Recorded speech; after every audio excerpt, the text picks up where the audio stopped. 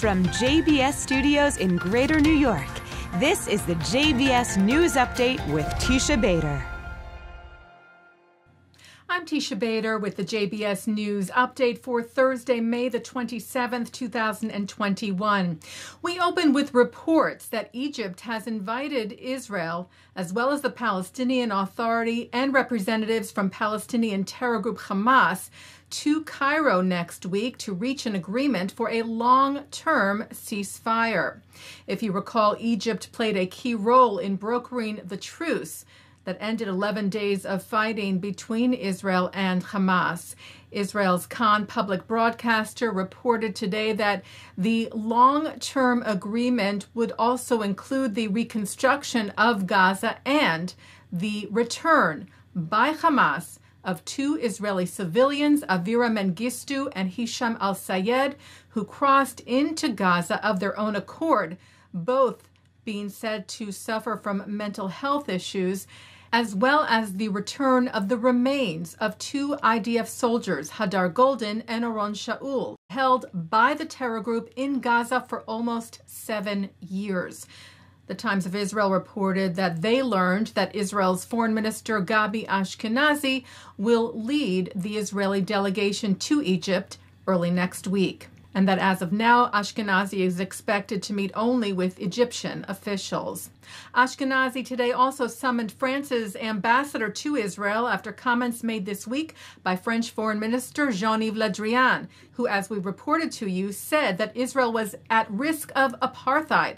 Ashkenazi told Ambassador Eric Danon that the remarks were unacceptable, baseless, far from the reality, and that Israel rejects them out of hand, adding that Israel expects its friends not to express themselves irresponsibly, which he said gives rise to extremist elements and anti-Israel activity. The United Nations World Health Organization passed a resolution against Israel on Tuesday, accusing the Jewish state of violating the health rights of Palestinians. The resolution was submitted by the Palestinian delegation.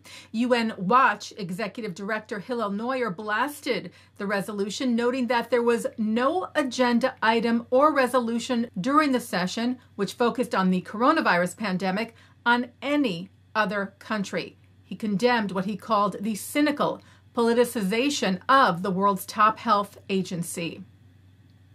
And the UN Human Rights Council passed a resolution today to launch an open-ended international investigation into violations surrounding the latest Gaza violence and into what it calls systemic abuses in the Palestinian territories and inside Israel. Ynet cites a response from the United States saying that such an investigation threatens to imperil recent progress in the region. Earlier today, High Commissioner Michelle Bachelet said at the session that although Israel undertook a number of precautions in their airstrikes on Hamas, if found to be indiscriminate and disproportionate in their impact on civilians and civilian objects, such attacks may constitute war crimes. Bachelet did also say that Hamas's indiscriminate rocket attacks against Israel clearly violated international law. However, the investigation appears to only be focusing on Israel. JBS spoke with Israel's permanent representative to the UN and international organizations in Geneva, Ambassador Meirav Elon Shachar, who said that Hamas is not mentioned in the resolution. Shachar had said earlier today about the session, what will be presented by many countries is a false moral equivalence, an immoral equivalence between Israel, a democracy that seeks peace and abides by international law, and a murderous extreme terrorist organization. She also shared a portion of her comments made at the session today on social media of the choice that the meeting actually presented. So member states must decide today.